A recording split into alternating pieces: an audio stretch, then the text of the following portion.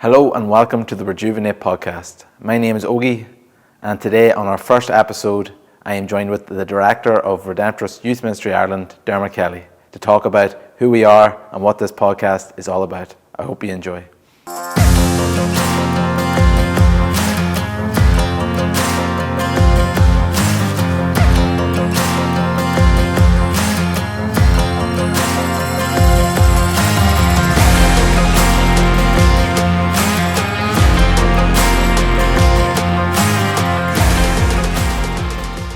Hello and welcome to what will be our first episode of the Redjuvenate podcast.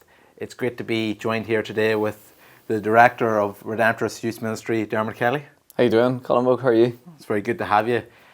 For this first episode, we were thinking, what do we do? This is a project we've been really wanting to look forward to, but I think we realised that many of the people that are going to be watching this won't know who we are, might not know who the Redemptorists are.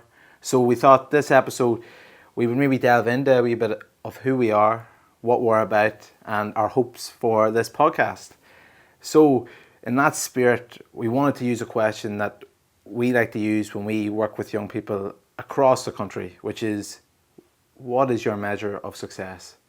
So, Dermot, I'll pass this on to you first.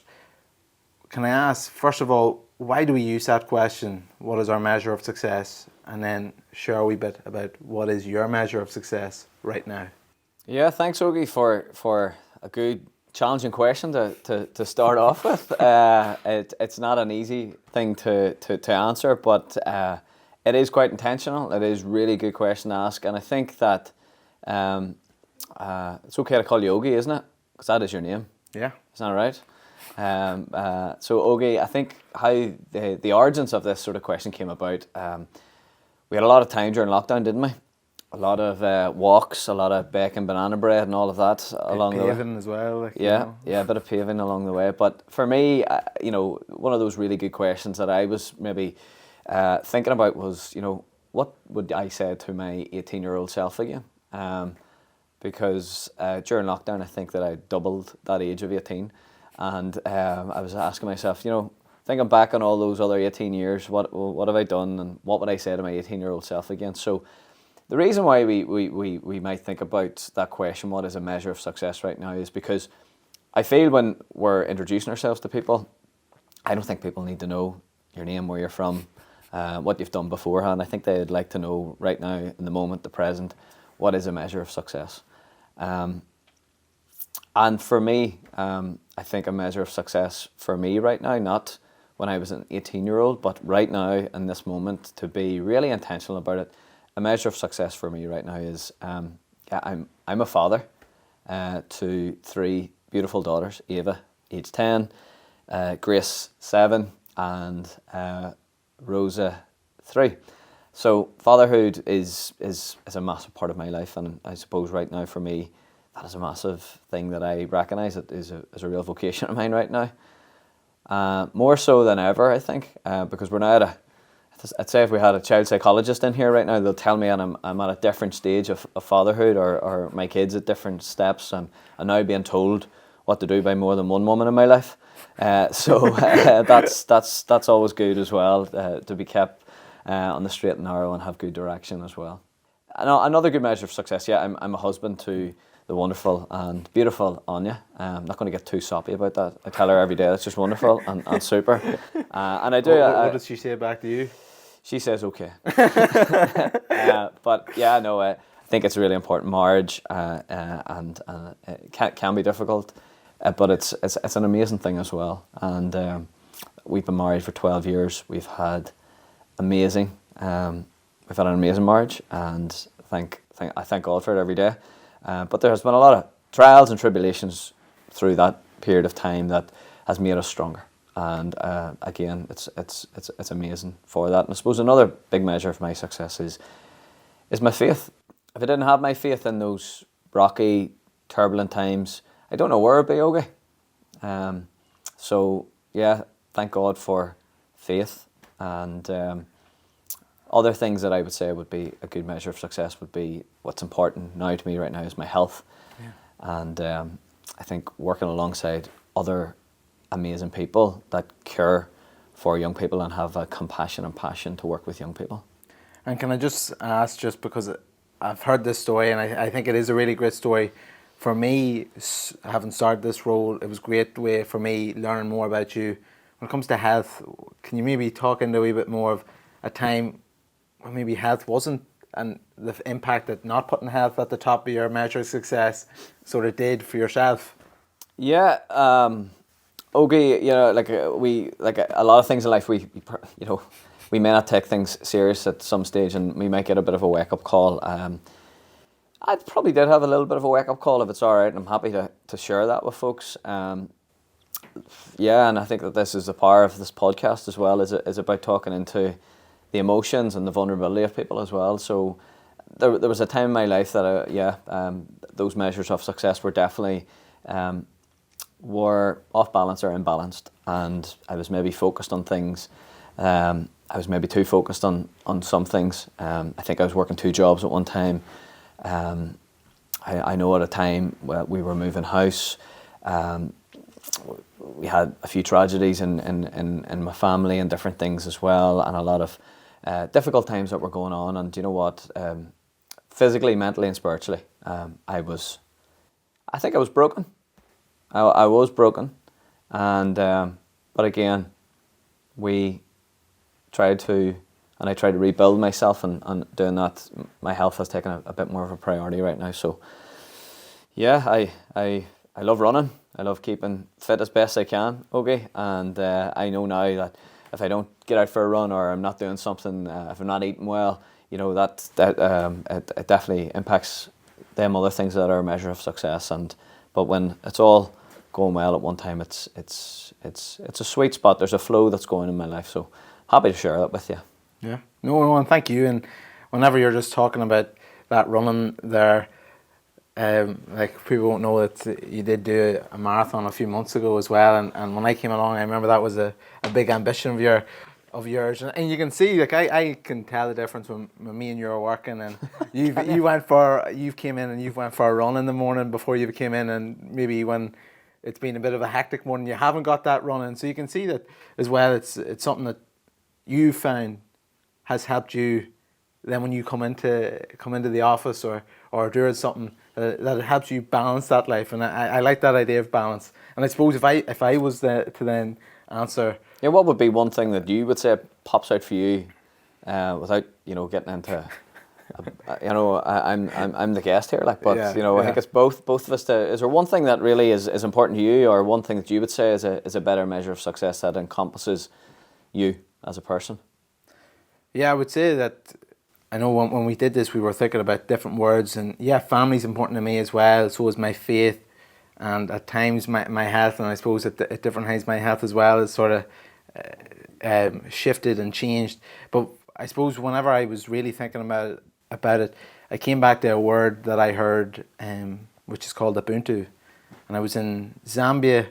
I can still remember it to this day. I was sitting outside a community school, and there was a principal there, and her name was Linda. And Linda wanted to really set the tone. We were here, there was 16 Irish lads, the sweat was lashing off us. We're sitting here in 40-degree heat, and really what she was telling us was that you have to understand Ubuntu. And Ubuntu, what it roughly translates to in English is, I am because we are. Oh, good. Right, okay. And so what that really is about for measure of success wise is basing my success off the things like, maybe this podcast, or maybe how well I'm doing at my job, or all these different sort of more material things, that I am nothing without the people around me. Okay. And really what that phrase is for me is about gratitude. And that was what her point was, is that them people living in here, you might be thinking, how can they live like this? But they have a deep, deep gratitude. And for me, that has always stuck with me and has always kept me grounded as a measure of success. I think that's class, Ogie, because, we hear about new world stuff and finding your purpose and all that. But that's class. Like that's a native word from wherever you were. If it was Zambia, I think I've heard that before, used in different scenarios. But that obviously was that, as you said, that person then they're telling you have to understand that word, which obviously has inflamed your heart as well. Yeah, no, it's stuck with me through all the years. It's hard to believe it's nearly 5 years since I was in Zambia, and thinking about that experience and how it shaped me to bringing me to where we are now. And I suppose when we're thinking about where we are now and who we're involved with, I think as well it's important that maybe people get to know who are Redemptorist Youth Ministry Ireland. Who are they? Who are they a part of? Who are the Redemptorists? Yeah, Ogie, it's I'm really, really grateful for us to be here right now in this moment, to get this podcast started. It has been a dream of mine, which I now very happy to hand over to yourself and for others to lead and to allow young people to lead us as well. But Redemptorist Youth Ministry Ireland is a youth department for Redemptorists in Ireland. But I suppose the story, there's a long story, but it's over 300 years ago. We're inspired by our founder, Saint Alphonsus, who left a very noble foundation of his life to be in a very humble position as well, to outreach to those in the margins of, especially around the Kingdom of Naples at the time. And I'm not saying fast forwarding, but the Redemptorists have come to Ireland, and we've always been on a mission. And for Redemptorist Youth Ministry Ireland, it started way back in the 1980s, and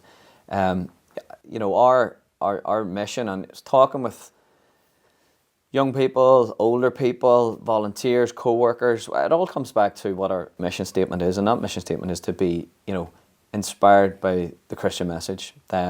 We will do everything that we can to empower young people and finding out more about youth and life issues, and through that it gives them a discovery of others, but also of service to others. So I love that, and we have now drawn that out as our core values about inspired, empowered and discovered, and there are values that we want to bring forward in the things as well, and everything that we want to do. And yeah, I think if you were to ask that question outside of people that maybe aren't employed or co-workers or volunteers, they would definitely think that as Redemptorists we have helped people, we've outreached to those that need support, if that's the young, the old, those that are vulnerable. Even here where we're sitting today in Peace Ministry, I'm mindful that we're here on the anniversary of Alec Reid. It was 10 years since he's passed away. So we have been very much taking that leap of faith out. So I think that we have great hopes for this podcast. This is definitely something that we have really wanted to take a leap of faith into that. But I think there's something really important that I've come to realise is the charism of our Redemptorists, which is one of compassion. It's one of community, and it's one of Christ, and we want to be able to show that in a different light. And I think what's really, really important as well is it's to dedicate this as a way of youth evangelization, communications, working together, to remember some of the amazing stories, to protect legacies of amazing people that have walked in this journey of the Redemptorists as well, and where young and old can come together to share. And one of the stories that I love to share, and why we might in some way dedicate this podcast, I was inspired by having conversations when I first started working with the Redemptorists with Father Eamon Kavanagh in Dundalk. Every day at 3 o'clock I would have seen him going out to pray the rosary, and after he had finished the rosary he'd come walking back in, and I'd always like to get a glimpse or a word with him. And he used to talk about the real stories of him and a few other of the Redemptorists, the first to go out on that voyage from Ireland to Brazil, and to hear those experiences. I think there's so much wealth in us hearing those stories, but also for us to be with, to be rejuvenated, because rejuvenate means to be young at heart, and to be young with others as well. So we want to be able to play into that, and we want to help to inspire, empower, and help people to discover more. for me, the Redemptorists I've known the Redemptorists since I was before I could even say the word Redemptorist. They've been that long a part of my life, and really, what I enjoyed listening to there was like capturing the people. It's the people within the Redemptorists that hold that charism and share that charism is where the real power comes from, and what's probably inspired us. It's inspired and powered and helped us discover so much about faith, about journey, and about what it is to be a missionary. Hearing them stories about traveling to Brazil, traveling to the Philippines, traveling all over the world, and really for me, I suppose that's making me think of what we aim to be as Redemptorist Youth Ministry Ireland as an open door, as that open door, and how these people have nearly opened the door for us to come in and to take on this role, and how we want to open the door to a new generation, to young and old, to people that are maybe just looking for that door to be open. And I suppose, and I love that image of the open door as well. And what I really want to ask you is, you're sitting here, you've been a youth worker, and you're part of the Redemptorists and you're a director, and you've talked about your measure of success, but who was it that opened the door? Who started this journey for you? Because I think it's important that people know who started this journey for Dermot Kelly, who's sitting right here. Yeah, I do love a good visual analogy, and I think that opening of a door, if we all just stop to think for one moment, who opened the door for us, if that is to give us a chance in life, to show us, to teach us something, I think everyone could actually do some good to actually reflect on that for a few moments, and it, as you talked about earlier, brings a lot of gratitude. For me, who opened the door for me, I always talk about the three amazing women in my life. The first teacher of the faith for me was my grandmother, very proud Tyrone woman. I used to stay with her every weekend, and her and my grandfather used to pray the rosary.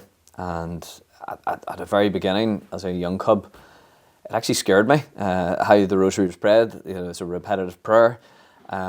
But years later, I loved to pray the rosary, and they were the first teachers of the faith. And even for my own children, I know that I try to pass on that faith, but I know Granny's doing a better job of that, and it's brilliant, and I thank God for that.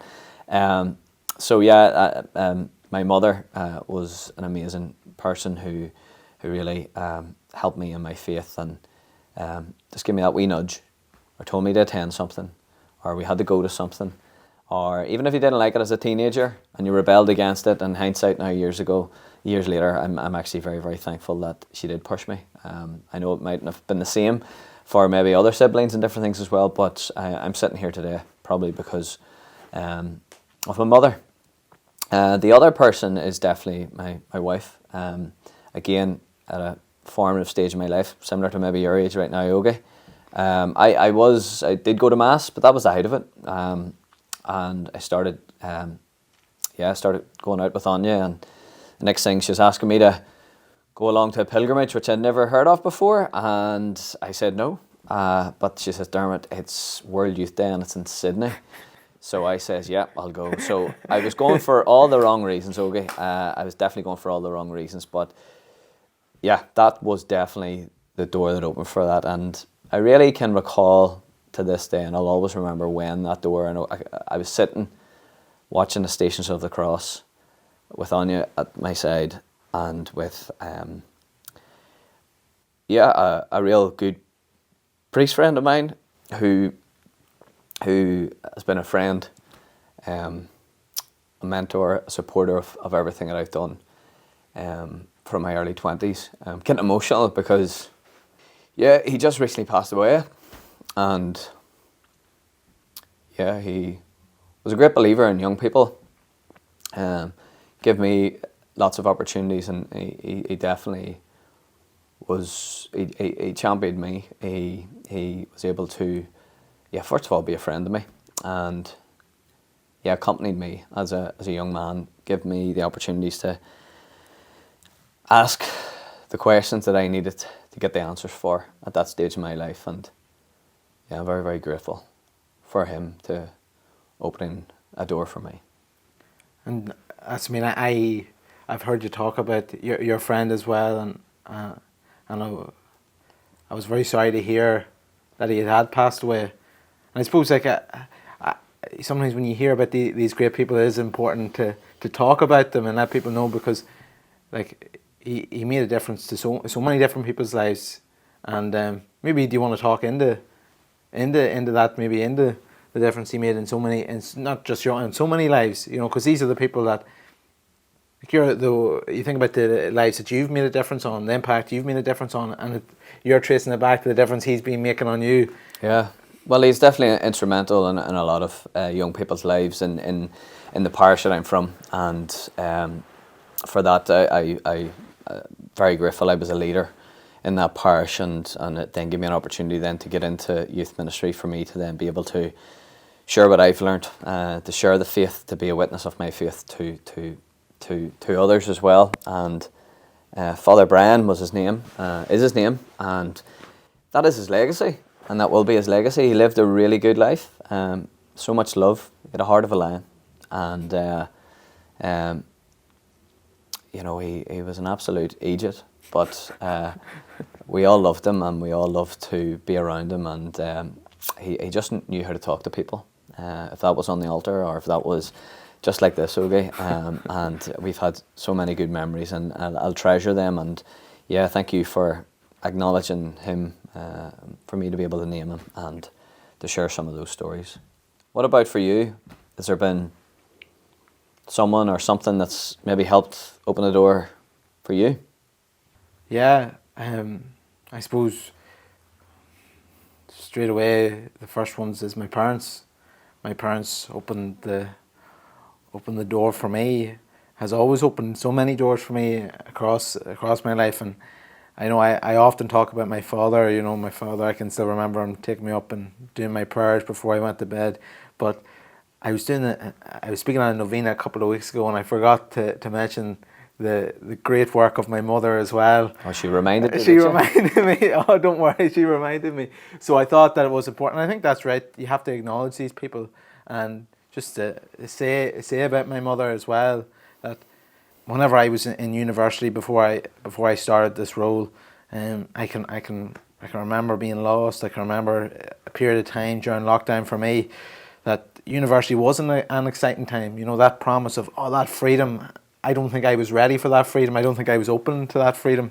And it was my mother who had to listen to me every Sunday when I come home or was working, and just saying, I don't like this, I don't like what I'm doing.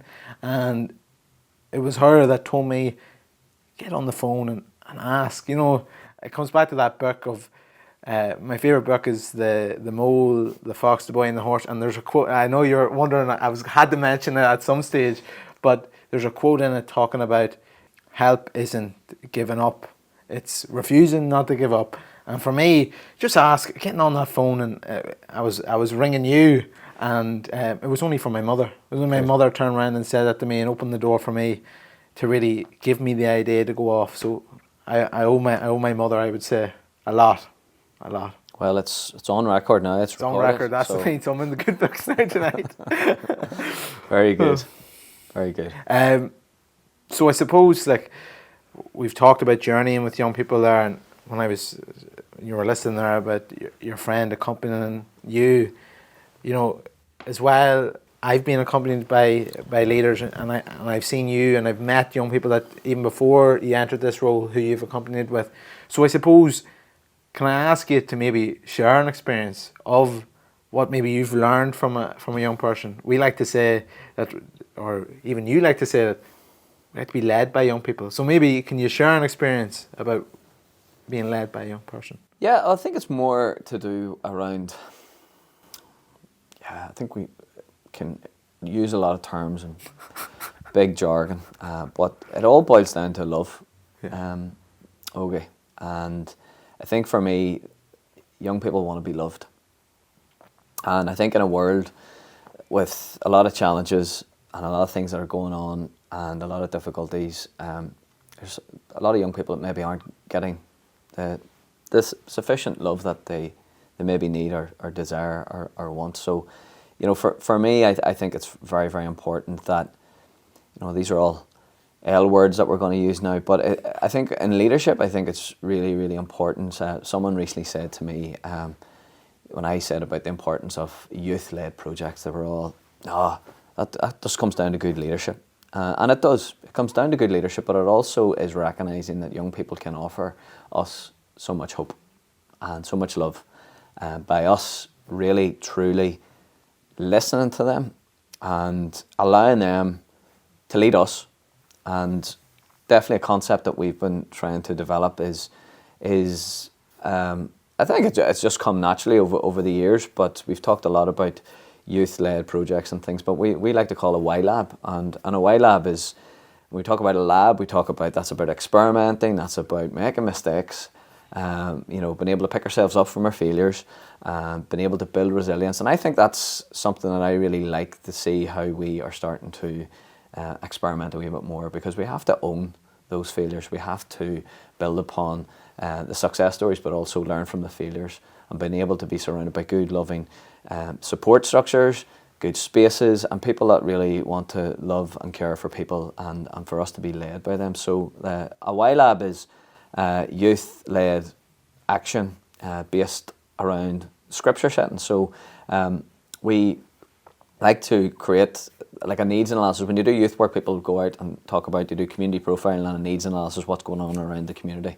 So organically, what we've done with groups of young people who we've worked with over the last few years is actually find out what the raw needs and wants of young people are, and that has been able to lead us to doing an Advent campaign, to a summer camp that we done this year, that we were blown away by, believe it or not, young people leading the summer camp, been able to lead workshops. Like, these are 15, 16-year-olds who are telling us and leading us around things such as mental health, philosophy, music. And I don't know about you, but I have to say that's one of the highlights of me working in youth ministry, was believing and seeing young people do that. And even this podcast, it's podcast world is still at a very infancy level, and we can't wait to get more people on this, especially young. And I think, to build up young people into digital disciples as well, because that is, young people want to know a position that they can hold within church, and they may not be in the churches, they may not be in the pews, they may not be there on the Sundays, but they definitely have a place that they can play in being church. And for me, that's something that I want to be part of with them. And I think, like, for you, Ogie, you're a lot younger than me, but what's been your experience of church? That's with a capital C and with the small c as well. Like, what's been your experience of church? Yeah, well, I suppose that comes back to, again, that as a young person, my experience of church was going to mass. Yeah, I was going to mass every Sunday, whether I liked it or not, or if I had training on this is how it worked in my house. If I had training on a Sunday, we went to mass on Saturday evening. There was no getting out of it, and so there was that sort of just a tradition in our house. You go to mass, and that was just the culture.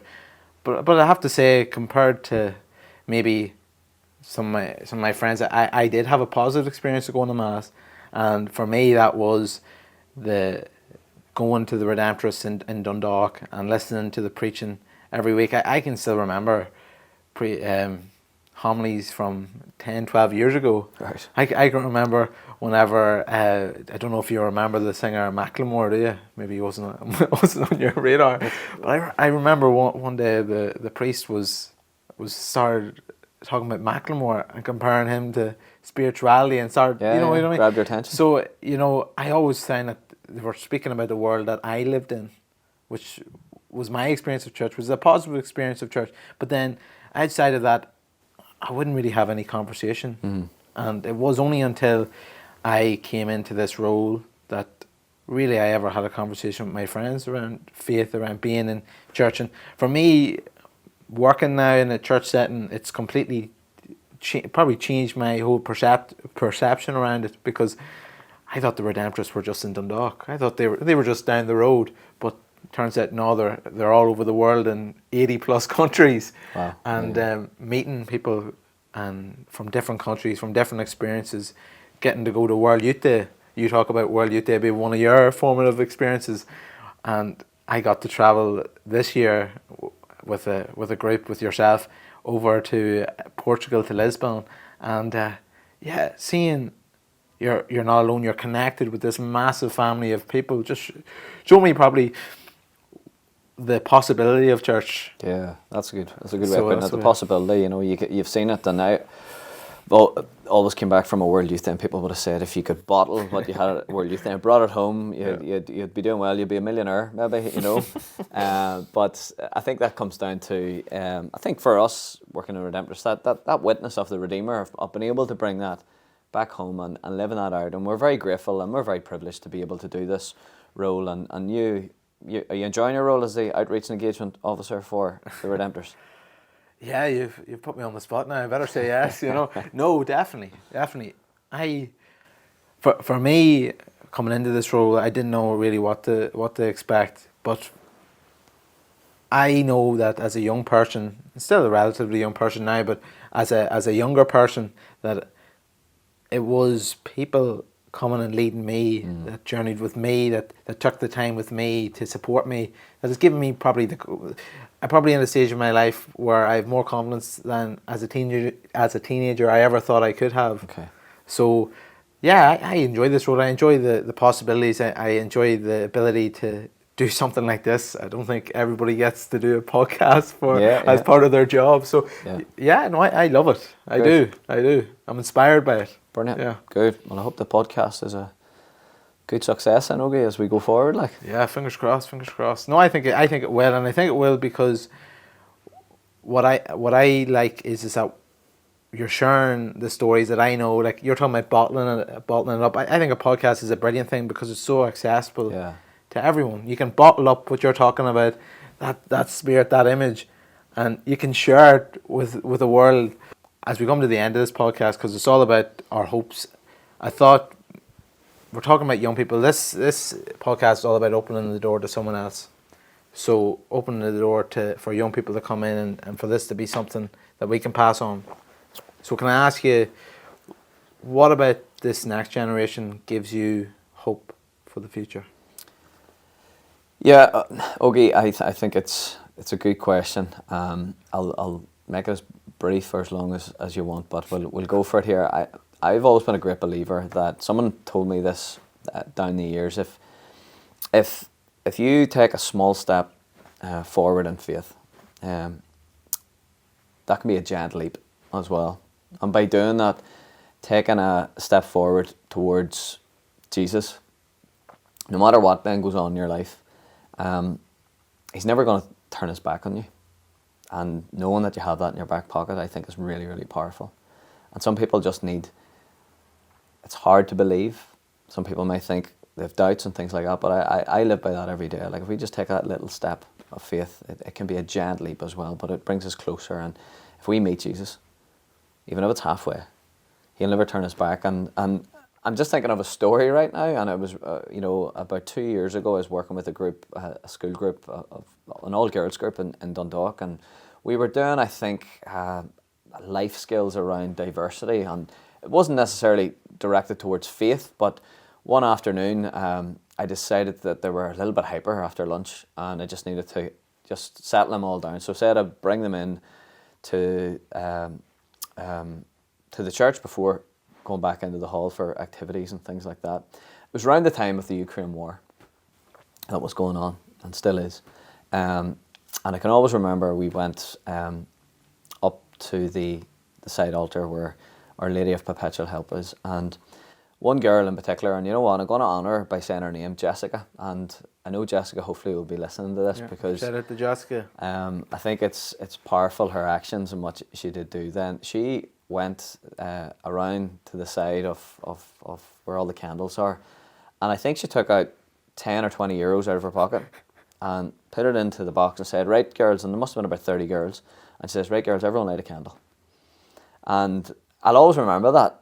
And that took a leap of faith even to do that, to show her faith and to have a connection with just the power of lighting a candle, if it's for a time of peace, if it's to celebrate something, whatever that is. But I'll always remember that. And that was that was a huge leap of faith.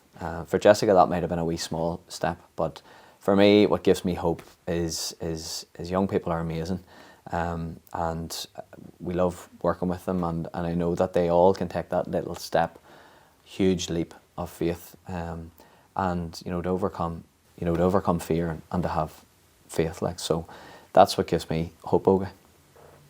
No, and I think that's a powerful story. What about you? What do you think is how do we make faith a bit more accessible to others? To give a bit of hope, like that maybe be doubting or maybe don't believe. Yeah, what I would say, I suppose it comes back to my own experience as well. Like I said, for most of my life, I probably never talked about faith with my friends, and I probably just disregarded it because I just automatically assumed, oh, my friends, they don't care about what I'm doing on my work or anything I'm involved in. And it was one night I was out in Belfast with a good friend of mine in the Sunflower Bar, and you were out, were you? No, it was just a chill session, and we were just catching up, and I don't know how it came up, but a question around my work and around faith and around Jesus and around the church, all these themes started flowing, and for the first time I had ever heard my friend, it was the first time I ever heard my friend talk about faith, talk about his own experience of faith, and I can remember the phrase. I have it written down actually, so I get it right. So he said, "The blood of the covenant runs thicker than the water of the womb." So he heard that in Mass when he was 12 years old. He said he hadn't been to Mass since then. Right. Okay. So it he remembers that from 12. Yeah, it had been a wee while, like, and he just said that phrase has always stuck with me, because at the time he was talking about not feeling like he fit in, maybe in his family or there, but the whole idea that the church is a family you get to pick, you that's a family you get to choose and you get to be a part of, that wants you, know. And for me, I thought that was powerful, because it shows probably a way that people don't realise that the church can be a family. That's what it is. It's a family. It's a community. It can be a home for so many people. And when you're talking about what gives you hope about the future, I think that model that's going back the whole way to the founding of an idea of getting around the table, of being in a family. Yeah.